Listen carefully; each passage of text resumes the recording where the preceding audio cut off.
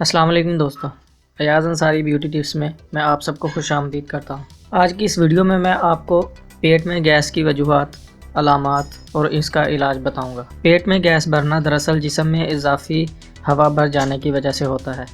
عموماً جلدی کھانا کھاتے وقت باتیں کرنے یا کاربونیٹڈ ڈرنکس پینے کی وجہ سے گیس کی تکلیف ہو سکتی ہے۔ اگر یہ گیسز جسم سے خارج نہ ہوں تو پیٹ میں درد اور پیٹ پھولنے جیسے مسائل ہونے لگتے ہیں۔ پیٹ میں گیس بننے کی وجہ کیا ہے؟ دراصل طرز زندگی اور کھانے پینے کی چیزوں کا غلط انتخاب گیس کی وجہ بنتا ہے۔ مرچ، مسالے، چٹپٹی چیزوں کا زیادہ استعمال کرنا، جسم میں موجود بیکٹیریا کا گیس زیادہ بنانا، معدے کا ڈیری پروڈکٹس یا شکر جذب نہ کرنا، آنتوں میں ضرورت سے زیادہ بیکٹیریا بننا، یہ پیٹ میں گیس کی ایک عام وجوہات ہیں۔ اور ان کی علامات: چکر آنا، بلڈ پریشر، مزاج میں بدمزگی، دھڑکن کا تیز ہونا، گھبراہٹ، منہ سے بدبو، کھٹی ڈکاریں، قبض یا پھر اجابت کا غیر تسلی بخش آنا، مسوڑوں کا پھول جانا، منہ میں چھالے اور زبان کا پھٹ جانا، یہ تمام علامات معدے میں خرابی یا گیس کا مرض ہونے کی صورت میں رونما ہوتی ہیں۔ اور ان سے بچا کیسے جائے؟ اس کا علاج نوٹ کر لیں۔ مختلف غذاؤں کے استعمال سے اس مرض سے بچا جا سکتا ہے۔ صنوبر کا پھل، جو کہ چھوٹی چھوٹی گولیوں کی صورت میں ہوتا ہے،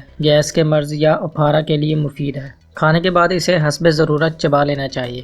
پیٹ کے مسائل خصوصاً گیس اور درد وغیرہ کے لیے سونف کا استعمال ایک آزمودہ نسخہ ہے۔ یہ گردوں اور جگر کے لیے بھی مفید ہے۔ ہاضمے کو درست رکھنے کے لیے الائچی بھی فائدہ مند ہے۔